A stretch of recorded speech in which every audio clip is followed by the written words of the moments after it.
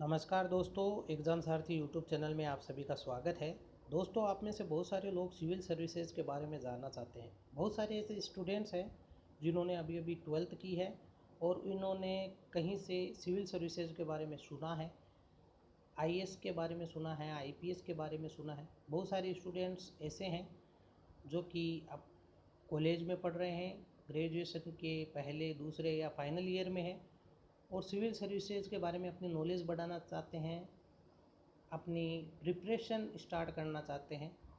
तो ऐसे जितने भी स्टूडेंट्स हैं उन सब के लिए बेसिक लेवल से हम सिविल सर्विसेज के बारे में ये वीडियो सीरीज़ शुरू करने जा रहे हैं, जिसमें आपको हम बताएंगे हर एक वो महत्वपूर्ण जानकारी जो आपके लिए जानने के लिए बहुत ही ज़रूरी है। हर एक महत्वपूर्ण बिंदु व छोटे से छोटा बिंदु जो कि आपको जानने के लिए बहुत ज़रूरी है। बहुत सारे स्टूडेंट्स हैं जो कि पूछते रहते हैं, इंटरनेट पर सर्च करते रहते हैं कि आईएएस एग्ज़ाम कैसे होता है, सिविल सर्विसेज एग्ज़ाम कैसे होता है, डिफरेंस क्या होता है आईएएस में, आईपीएस में, कौन से पद की पावर ज़्यादा होती है, आईएएस की सैलरी ज़्यादा होती है कि आईपीएस की सैलरी ज़्यादा होती है। इसी तरीके से जॉब प्रोफाइल किसकी क्या होती है, किस तरीके से आईएएस जो है वो काम करता है, उसको क्या क्या सुविधाएं मिलती हैं। बहुत सारे क्वेरीज चलती रहती है आपके दिमाग में। और सिविल सर्विसेज एग्ज़ाम के लिए अप्लाई कैसे करते हैं, एलिजिबिलिटी क्या होती है, कौन कौन अप्लाई कर सकता है, कौन नहीं कर सकता है, तैयारी कैसे करनी है, बुक्स कौन सी है, ये सारी चीज़ें जो हैं स्टूडेंट्स के दिमाग में चलती रहती हैं। तो सारे डाउट्स आपके हम इस वीडियो सीरीज़ में क्लियर करेंगे। एक बेसिक वीडियो आज हम आपको देने जा रहे हैं जिसमें सिविल सेवा के बारे में हम आपको बताएंगे। इसके बाद लगातार रोज़ एक वीडियो मिलेगा जिसमें आगे की जितनी भी प्रक्रियाएं हैं वो सारी हम आपको पॉइंट बाय पॉइंट विस्तार से समझाएंगे। तो चलिए शुरू करते हैं। वीडियो को बिना स्किप किए देखें ताकि जो जानकारी है वो सही मायने में, सही तरीके से आपको समझ में आए। तो शुरू करते हैं। सिविल सर्विसेज आखिर होती क्या है, बात करते हैं सिविल सेवा होती क्या है। सिविल सेवा का मतलब ये है कि आपका जो देश है, देश के प्रशासन को चलाने के लिए, देश के पूरे सिस्टम को चलाने के लिए ये एक स्थायी संरचना है, यानी एक स्टेबल स्ट्रक्चर है जो कि आपके देश के प्रशासन को चलाती है। प्रशासन का मतलब ये हो गया कि जैसे आपका शहर है तो आपके शहर में जो भी सरकारी तंत्र है, जैसे कलेक्टर है, आपके डीएम है, एसडीएम है, जिला मजिस्ट्रेट जिन्हें कहते हैं। इसके अलावा जो आपके पुलिस अधिकारी हैं उनमें भी अलग अलग पद होते हैं। इसके अलावा बहुत सारे जो आपके डिपार्टमेंट होते हैं, सरकारी डिपार्टमेंट होते हैं, जल विभाग हो गया, आपका विद्युत विभाग हो गया, या अन्य जो विभाग हैं उनके अंदर एक पूरा जो सरकारी नीतियां जो सरकार के द्वारा तय की जाती है, सरकार के द्वारा जो स्कीम्स लाई जाती हैं उनको ज़मीन पर लागू करवाना और पूरे व्यवस्था को बनाए रखने के लिए जो लोग काम करते हैं वो सिविल सेवक होते हैं, सिविल सर्वेंट जिन्हें कहते हैं। ये क्या करते हैं कि आपके द्वारा, लोगों के द्वारा जो निर्वाचित लोग हैं, जैसे एमएलए है, एमपी है, यानी आपकी सरकार जो है, उनके निर्देशन में और उनके नियंत्रण में काम करते हैं और नियमों और सिद्धांतों, जो भी नियम हैं, जो कानून हैं, उनके अनुसार चलते हैं। सिविल सर्वेंट जो हैं वो बिना कानून के या नियमों को, यानी गैर कानूनी तरीके से काम नहीं कर सकते हैं। इसके अलावा भारत में जो सिविल सेवा प्रणाली है ये भारतीय लोकतंत्र की एक कार्यकारी शाखा है, यानी का इसका कहने का मतलब ये है कि ये वह शाखा है जो काम करती है, जो देश के प्रशासन को चलाने के लिए लगातार काम करती रहती है और देश की प्रशासनिक जो मशीनरी है उसकी रीढ़ की हड्डी की तरह कार्य करती है। यानी देश के प्रशासन को चलाने के लिए, देश को चलाने के लिए जो मशीन है उसमें रीढ़ की हड्डी की तरह कार्य करती है। यानी मेन जो रीढ़ की हड्डी, यानी मेन जो मुख्य अंग है इस पूरे तंत्र का, वो सिविल सेवा ही है, यानी सिविल सर्वेंट ही हैं आपके। सिविल सेवा का जो प्राथमिक कार्य होता है वो नीतियों को लागू करवाना और अपनी सेवाएं प्रदान करना होता है। अब सिविल सर्विसेज एग्ज़ाम जो होता है, जिसे कुछ लोग आईएएस का एग्ज़ाम भी कहते हैं, जिनको जो कि ज़्यादा जानकारी नहीं रखते हैं यूपीएससी सिविल सर्विसेज एग्ज़ाम के बारे में, तो वो इसको आईएएस का एग्ज़ाम भी बोल देते हैं। और ये सामान्य बोलचाल की भाषा में चलता है, क्योंकि केवल आईएएस का एग्ज़ाम नहीं होता है सिविल सर्विसेज में। इसमें बहुत सारे अलग अलग पद होते हैं। आईएएस उसमें से एक सर्वोच्च पद है। उसके बाद आपका आईपीएस है, आईएफएस है, आईआरएस है। इनमें क्या डिफरेंस होता है, क्या इनकी जॉब प्रोफाइल होती है, वो आने वाले वीडियोज़ में हम बात करेंगे। सारी चीज़ें पॉइंट बाय पॉइंट डिस्कस करेंगे। एक ही वीडियो में सब कुछ डिस्कस करने पर बहुत बोरिंग लगने लग जाता है, तो अलग अलग वीडियोज़ में हम बात करेंगे। ये मान के चलें कि आईएएस की जो पोस्ट होती है वो सबसे बड़ी पोस्ट है इंडिया के अंदर। अगर सिविल सर्विसेज की बात करें, यानी सरकारी नौकरी की अगर बात करें, तो सबसे बड़ी नौकरी है, सबसे बड़ा पद है ये। अब सिविल सर्विसेज का जो एग्ज़ाम है ये यूपीएससी करवाता है। यूपीएससी क्या है? ये है यूनियन पब्लिक सर्विस कमीशन, यानी एक केंद्रीय संगठन है, कमीशन है, जो कि आपकी सिविल सर्विसेज के लिए, यानी जो सरकारी डिपार्टमेंट है उनके लिए, उनके पदों को भरने के लिए भर्ती करवाता है।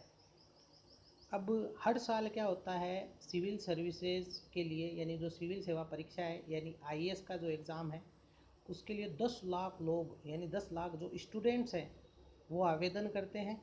और इनमें से केवल 5 लाख लोग ही इसके प्रीलिम्स एग्ज़ाम में, यानी जो प्राथमिक इसका एग्ज़ाम होता है, प्रीलिमिनरी जो एग्ज़ाम होता है, ये 3 स्टेजेस में होती है, प्रीलिम्स, मेंस और इंटरव्यू।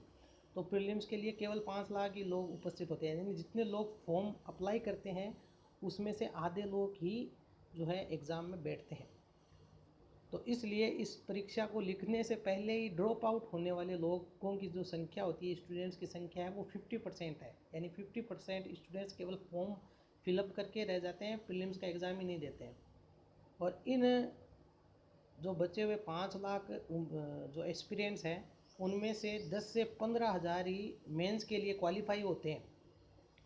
और फिर केवल 2,500 या उससे भी कम एक्सपीरियंस जो है, जितनी भी आपकी भर्ती में रिक्तियाँ हैं, जितनी भी पोस्ट है जिनके लिए ये परीक्षा करवाई जाती है, तो 2,500 से कम, यानी 2500 से भी कम जो है ये एलिजिबल होते हैं आपके मुख्य परीक्षा में लिखने के लिए। उसके बाद में जो आपका इंटरव्यू होता है, और इंटरव्यू और जो मेन परीक्षा, मुख्य परीक्षा होती है, जिसमें आप रिटन में लिख के आते हैं। मुख्य परीक्षा में जो है अलग अलग तरह के एग्ज़ाम्स होते हैं। टोटल 8 एग्ज़ाम, आप यूँ कह सकते हैं 8 पेपर होते हैं आपके। वो आगे हम डिस्कस करेंगे कि कितने पेपर होते हैं, कौन कौन से सब्जेक्ट होते हैं, सिलेबस क्या होता है, वो आने वाले वीडियोज़ में बात करेंगे। तो मुख्य परीक्षा और आपके इंटरव्यू के संयुक्त अंकों के आधार पर आपकी जो है रैंक बन जाती है। लगभग 1,000 लोगों का चयन होता है हर साल, और इसमें से लगभग 180 आईएएस अधिकारियों का चयन होता है, जो कि सबसे बड़ी पोस्ट होती है इस पूरी सिविल सेवा में। और वो भी होते हैं, जितनी वैकेंसी होती है ना उसके आधार पे होते हैं। ये फिक्स नहीं है कि 180 लोग ही होंगे, कम ज़्यादा भी हो जाते हैं, वो वैकेंसी पे डिपेंड करता है। बाकी के जो लोग होते हैं उनको उनकी रैंक के अनुसार या पसंद के अनुसार जो अन्य जो सेवाएं हैं, जैसे आईपीएस है, यानी पुलिस, इंडियन पुलिस सर्विसेज है, आईएफएस इंडियन फॉरेस्ट सर्विसेज है, इसी के अलावा आईआरएस है, जो आपके टैक्स डिपार्टमेंट से रिलेटेड पोस्ट है। इसी तरीके की बहुत सारी अन्य पोस्ट होती हैं, उनके लिए आपको नियुक्त कर दिया जाता है, आपको आवंटित कर दिया जाता है। अब सिविल सेवा परीक्षा का महत्व क्या है? इसका महत्व यहीं से पता चलता है कि देश की सबसे बड़ी जो पोस्ट होती हैं उनके लिए ये भर्ती होती है। तो इसमें 3 चरणों के माध्यम से 3 परीक्षाएं लगती है आपकी। प्रारंभिक, जिसे प्रीलिम्स कहते हैं, मेंस, मुख्य परीक्षा, और उसके बाद आपका इंटरव्यू, जिसे कि हिंदी में साक्षात्कार कहते हैं। मेंस और साक्षात्कार के मार्क्स जुड़ के आपकी रैंक तय होती है। संघ लोक सेवा आयोग यानी यूपीएससी जो है, ये पूरी परीक्षा कंडक्ट करवाता है। और इन परीक्षाओं से रिलेटेड बहुत सारे प्रश्न होते हैं जो कि स्टूडेंट्स पूछते रहते हैं। तो इनमें से कौन कौन से वो क्वेश्चंस हैं, आइए डिस्कस करते हैं। सबसे पहला क्वेश्चन होता है कि इसमें नौकरी की क्या संभावना है, यानी नौकरी कैसी होती है, इसमें वेतन कितना मिलता है, आवेदन की प्रक्रिया क्या होती है, इसमें परीक्षा के केंद्र कहाँ होता है, सेंटर कहाँ मिलता है, सिविल सेवा परीक्षा की प्रक्रिया क्या है, पूरी प्रक्रिया क्या है, इसके अलावा योग्यता क्या है, शैक्षणिक योग्यता क्या है, आयु सीमा क्या है, राष्ट्रीयता क्या चाहिए, कितने अटेम्प्ट्स आप ले सकते हैं, प्रीलिम्स का सिलेबस का पैटर्न क्या होता है, प्रीलिम्स परीक्षा के बारे में पूरी जानकारी आप सर्च करते हैं। इसके अलावा आईएएस मेंस परीक्षा के लिए आवेदन कैसे करें, जो भी आपकी मुख्य परीक्षा के लिए आप किस तरीके से एलिजिबल हो सकते हैं, मेंस परीक्षा का सिलेबस क्या होता है, इसके अलावा साक्षात्कार में क्या होता है, कट ऑफ मार्क्स कितनी रहती है, प्रीलिम्स की तैयारी कैसे करें, मेंस की तैयारी कैसे करें, सामान्य जो प्रारंभिक परीक्षा है उसके लिए रणनीति क्या होनी चाहिए, स्ट्रेटजी क्या होनी चाहिए, टॉपर की स्ट्रेटजी क्या रही है, बेस्ट बुक्स कौन सी होती है, नोट्स कहाँ से लें, कौन सी कोचिंग ज्वाइन करें, इस तरीके के क्वेश्चंस होते हैं। साथ ही सब्जेक्ट, ऑप्शनल सब्जेक्ट इसमें जो लेना होता है वो किस तरीके से ले सकते हैं, कौन सा सब्जेक्ट लें। इसके अलावा इसमें नौकरियों की सूची सर्च करते हैं कि कौन कौन सी नौकरियां होती हैं, कौन कौन से डिपार्टमेंट होते हैं, देश में कौन कौन सी जगह इसमें भेजा जा सकता है, आपको नियुक्ति दी जा सकती है, कितनी वैकेंसीज रहती है, और अगर आपका सिलेक्शन हो जाता है तो आप किस तरीके से पोस्ट ले सकते हैं, कौन से पद के लिए आपको लेना चाहिए या कौन से पद के लिए आप नहीं ले सकते हैं, ये सारी चीज़ें सर्च करते हैं आप। इसके अलावा विकलांग व्यक्ति हैं या जो स्टूडेंट्स दिव्यांग हैं उनकी चयन की प्रक्रिया क्या है, उनका चयन कैसे होता है। इसके अलावा जो अन्य जो उम्मीदवार हैं जो कि एक्स सर्विसमैन हैं या रिटायर्ड आर्मी से हैं, उनके लिए क्या इसमें अलग प्रोसेस है क्या। इसके अलावा यूपीएससी से अगर संपर्क करना चाहें तो किस तरीके से कर सकते हैं, ऑनलाइन किस तरीके से फॉर्म भर सकते हैं।